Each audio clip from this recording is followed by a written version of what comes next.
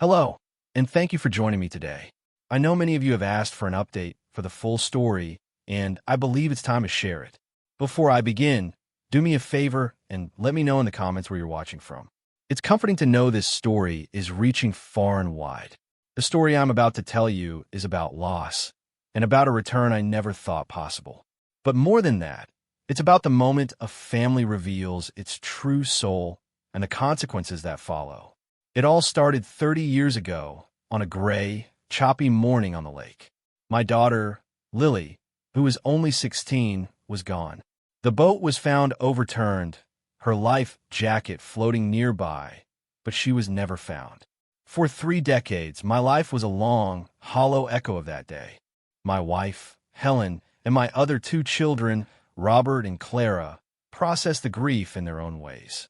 Or rather, they didn't. They encased it in ice, becoming colder, harder, more focused on the material world, as if to build a fortress against the pain. I grieved differently. I worked.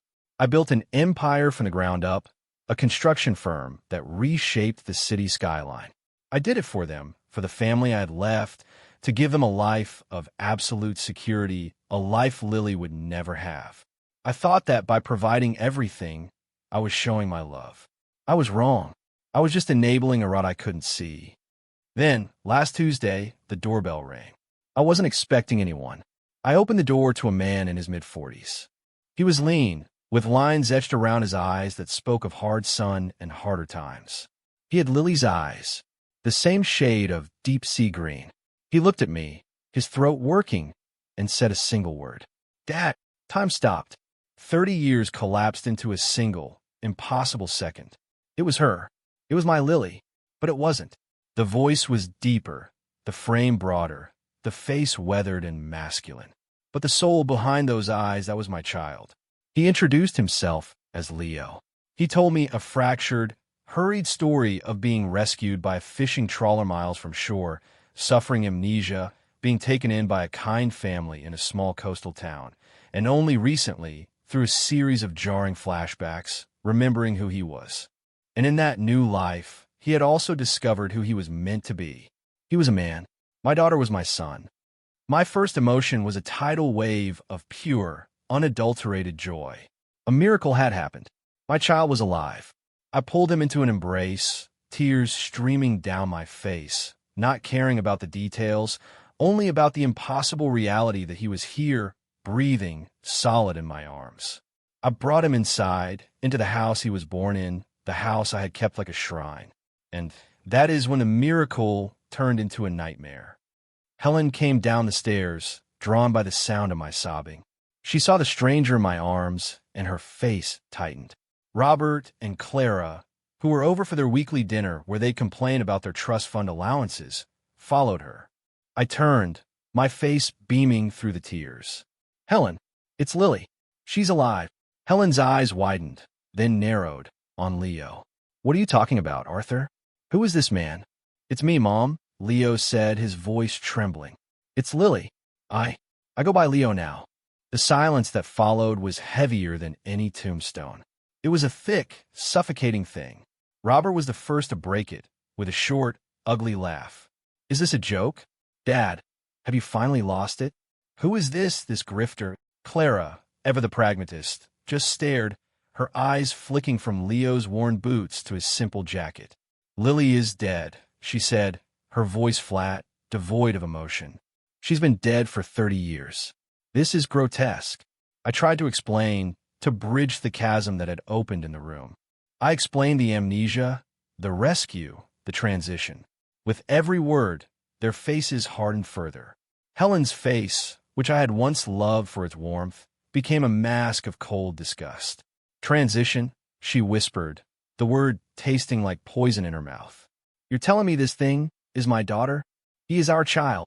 I boomed, my joy curdling into a protective fury. "Our child has come home." "No," Helen said, shaking her head, her eyes locked on Leo with a look of pure revulsion. "My daughter died on that lake. I will not have this abomination in my house, pretending to be her." "My house," I said quietly, the words tasting strange on my tongue. "This is my house, Helen." Robert stepped forward, puffing out his chest in the expensive suit I had paid for. Look, Dad, I don't know what sob story he sold you, but this is clearly a scam. He probably found out about the family, about the money, and cooked up this insane story. You want the payday? Clara nodded in agreement, her arms crossed. Robert's right. This changes everything.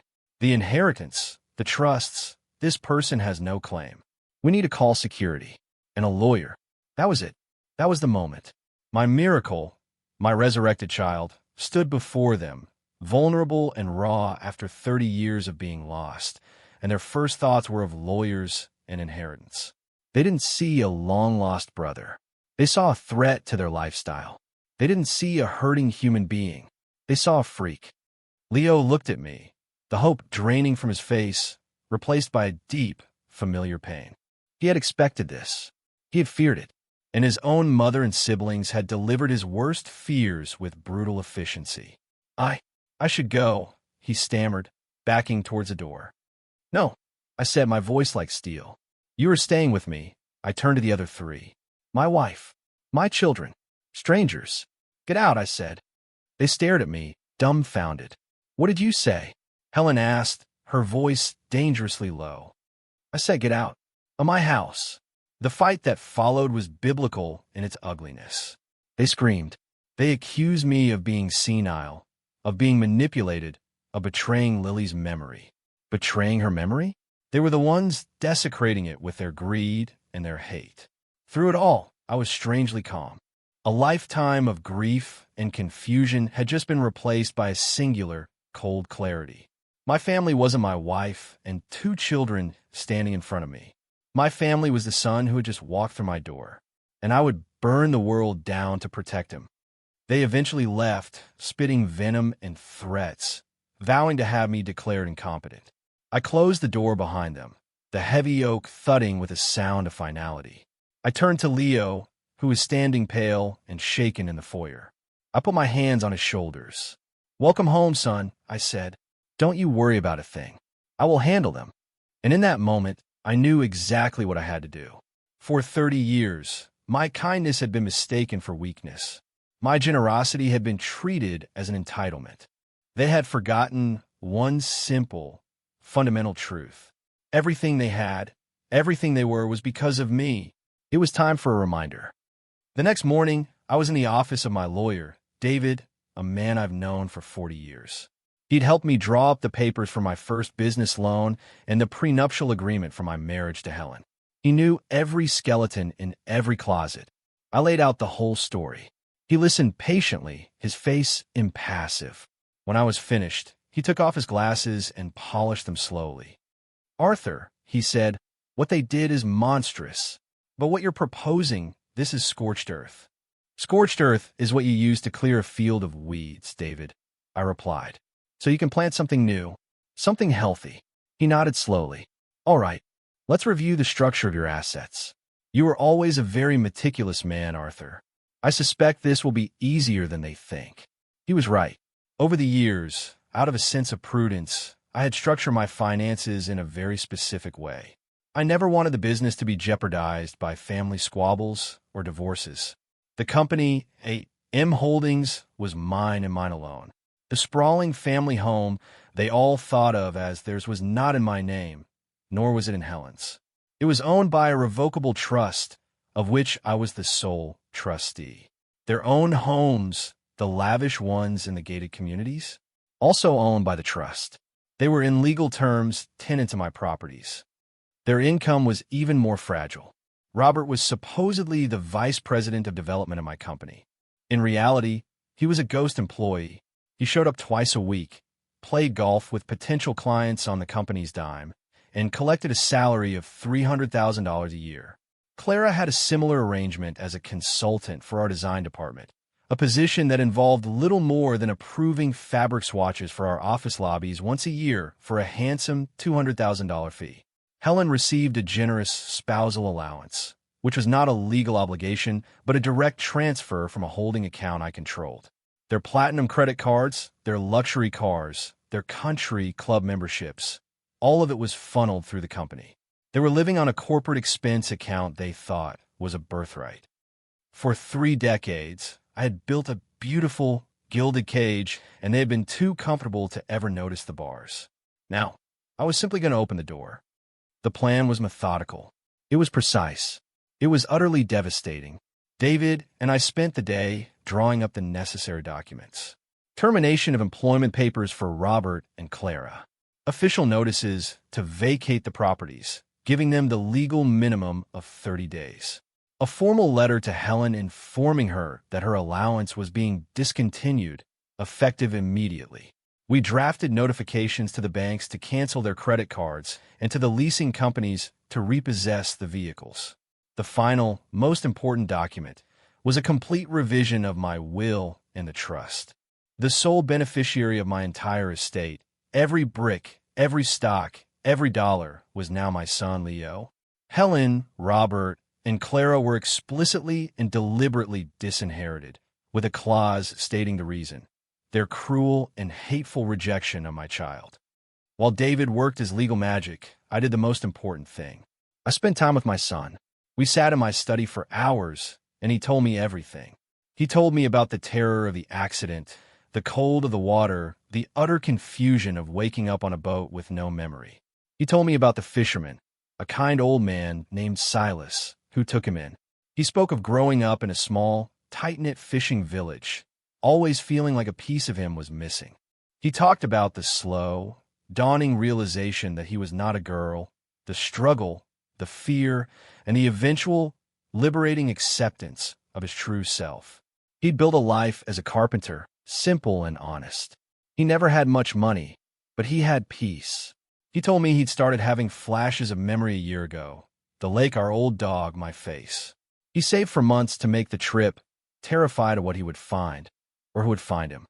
As I listened, my heart ached with the 30 years I had missed, but it also swelled with an immense pride. My child had survived.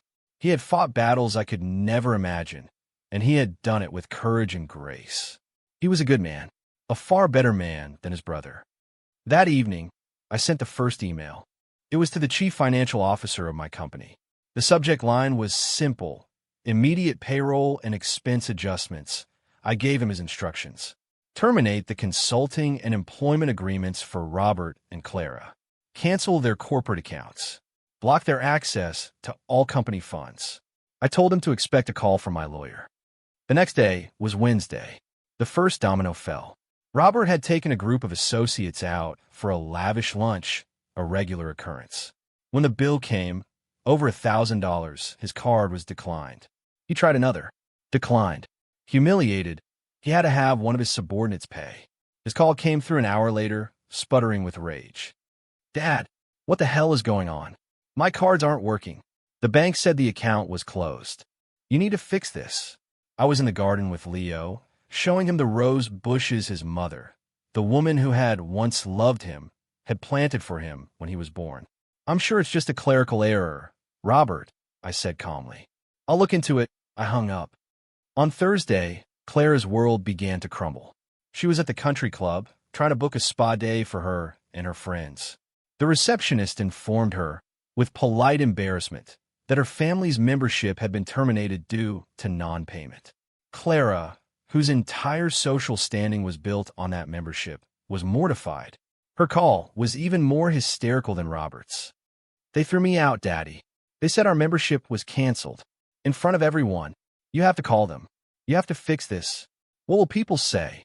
Actions have consequences, Clara," I said, my voice even. "Perhaps you should have thought of what people would say when you disowned your own brother." I hung up before she could respond. Friday was the day the official notices arrived. Certified mail. A process server showed up at Robert's McMansion and Clara's chic townhouse. The letters were cold, legal, and unambiguous. Notice to vacate. They were informed that the trust that owned the properties was terminating their at-will tenancy. They had 30 days to remove themselves and their possessions. The frantic calls became a deluge of vitriolic texts. They accused me of theft, of cruelty. They didn't understand. How could this be happening? These were their houses. This was their money. They had forgotten the truth. It had always been mine. Helen, who had been staying with Clara, was silent until Saturday morning. A black Escalade and a silver Porsche were towed from their respective driveways. The public humiliation was complete. Her call was not hysterical. It was ice. "You are a monster, Arthur. To do this to your own family.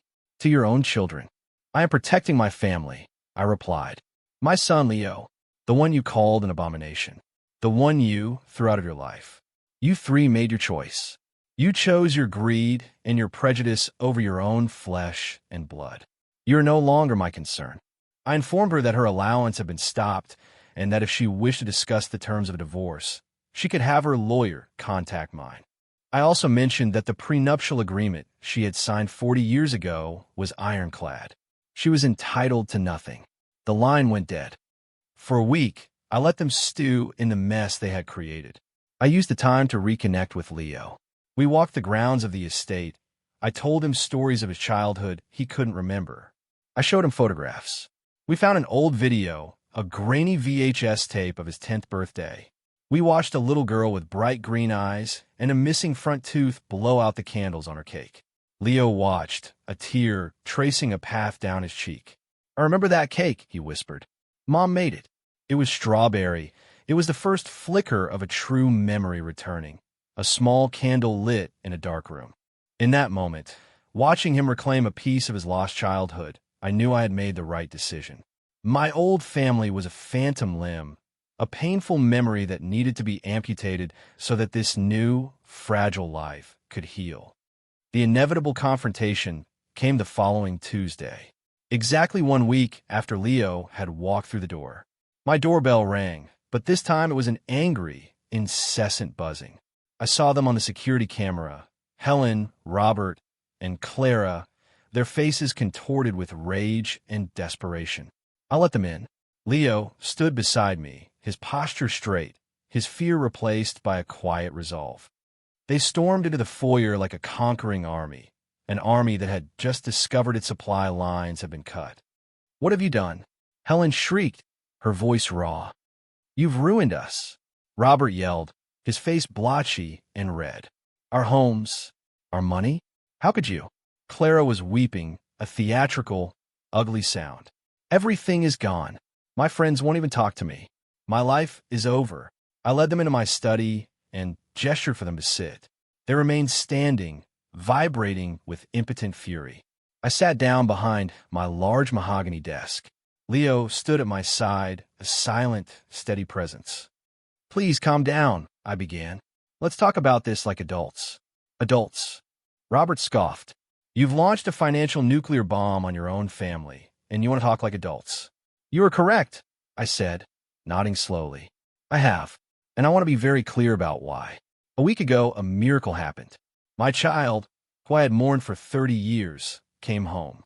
He came home, having survived a trauma we cannot imagine, having fought to build a life from nothing, having struggled to become the man he was always meant to be. He walked through that door, looking for the one thing he deserved, family. He looked for love. He looked for acceptance." I paused, letting my words hang in the air. I looked at each of them in turn.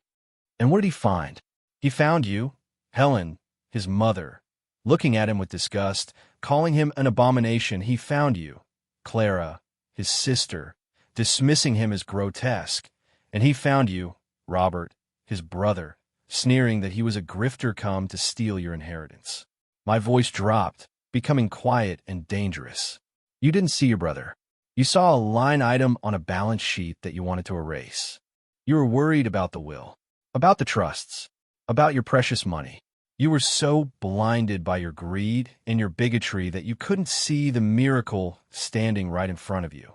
You failed the most basic test of humanity.